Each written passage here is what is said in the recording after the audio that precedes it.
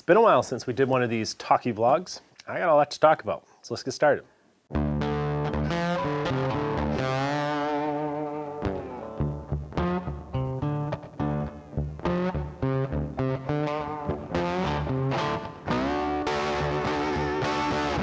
I like wood carving. It's relaxing and satisfying, and while some carvings require a tremendous measure of skill, a relatively unskilled person like myself can still make something that looks nice.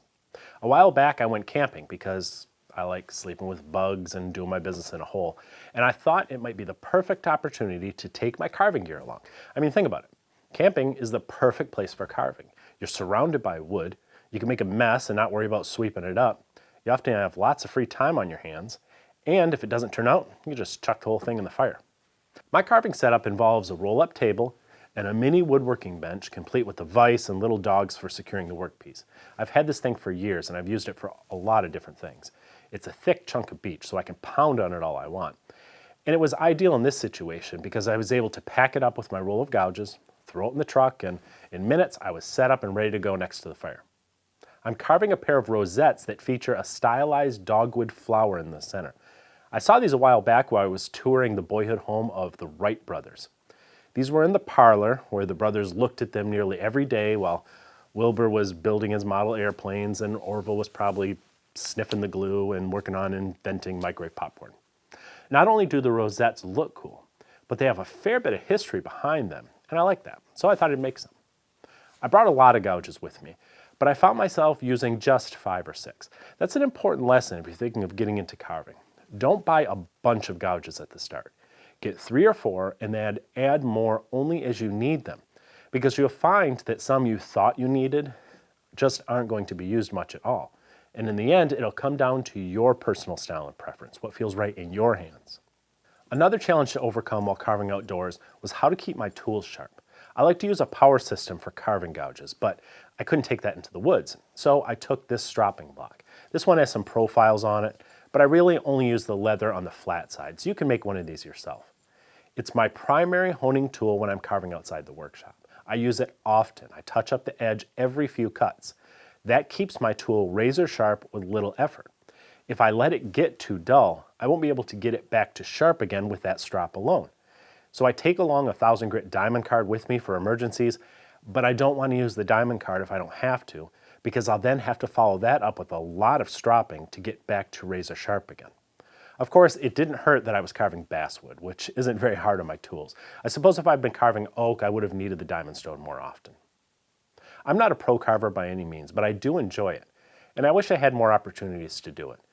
I think I'll try to take my little workstation with me more often because everything just seems more fun when you're outdoors enjoying the fresh air, listening to the birds, and wiping yourself with leaves and tree bark.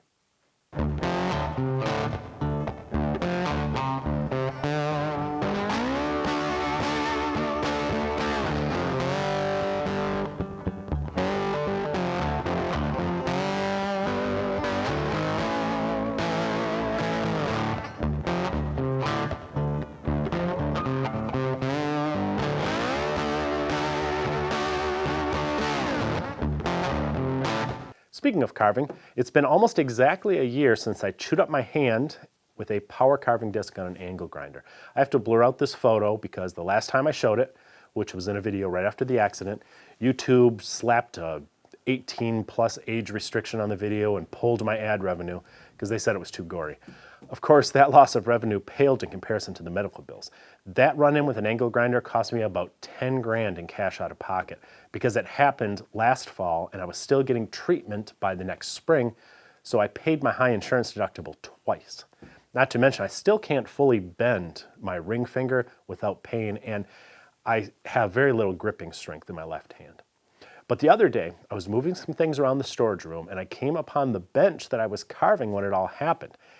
And I'm sort of thinking about getting it back out and finishing it. Of course, I would do some things differently this time. I wouldn't use that chainsaw disc for one thing. Instead, I'd stick exclusively with the carbide rasp style discs, which was my original plan. I was only trying out the chainsaw disc for the sake of our audience. I knew if I was going to make a video about carving with an angle grinder, people were going to ask me about these chainsaw discs. So I wanted to be able to answer their questions from experience. And I got my experience, didn't I? I'll also make some adjustments to the blade guard, maybe change the way I hold the tool, maybe swap the handle to the other side, and I would wear thicker gloves. Yes, gloves with an angle grinder. Because with a carving disc, the only thing I worry about more than getting a glove caught is getting a hand caught without a glove on it. Anyway, I'm a year older, a lot wiser, and I think enough time has passed that I might put that bloody apron back on and give it another go. I'll keep you posted.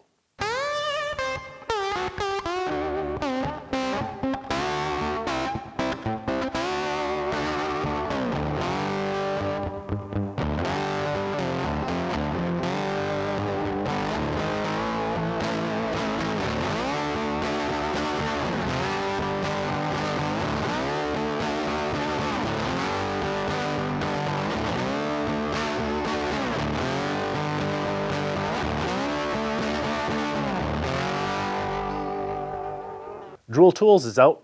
If you remember, last November I said we were working on a special edition of our Cool Tools series that would include only real high quality, expensive tools that most of us would love to own but can only dream about.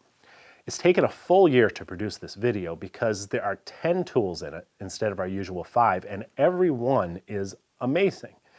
But they are expensive. I believe the retail price of the 10 tools featured add up to around $15,000.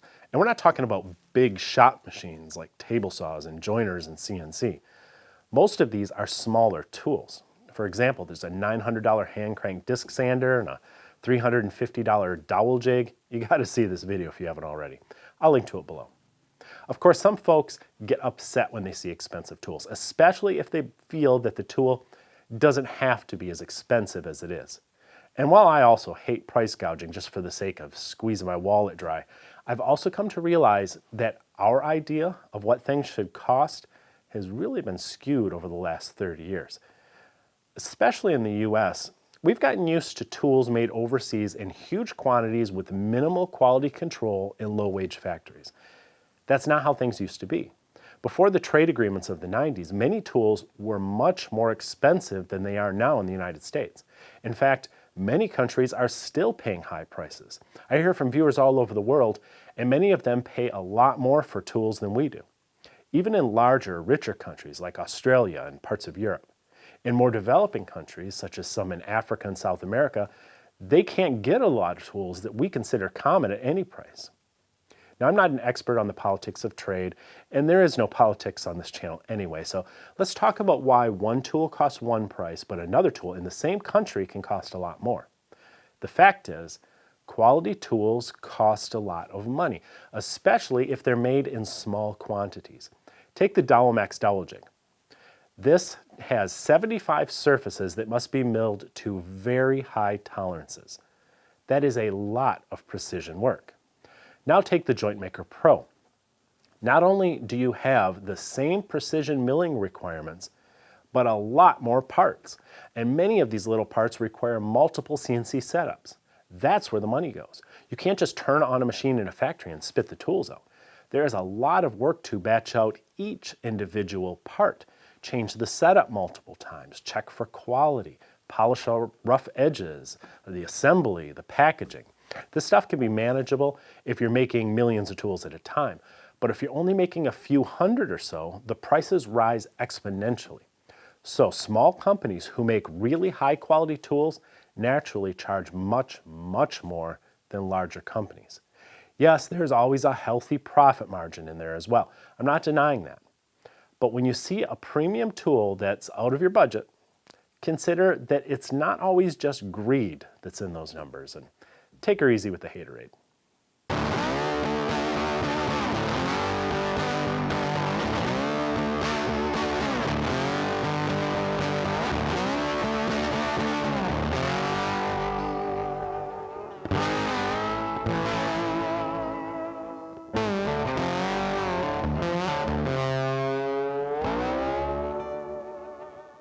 It's almost woodworking season. Did you know there was such a thing? Did you know it was in the wintertime? Last year, we had a couple special editions of Cool Tools, and I said that we were releasing them for woodworking season, and some people thought I was joking. But it's true. At least from a business perspective, we have a woodworking season that runs from late fall to early spring. More people are woodworking, thinking about woodworking, watching woodworking videos, reading woodworking books and magazines, and buying woodworking stuff during those months than all the rest of the year. Woodworking retail sales skyrocket, our video views go up as well. A lot of woodworking shows would also normally be held during this period of time. Why does woodworking pick up right about now?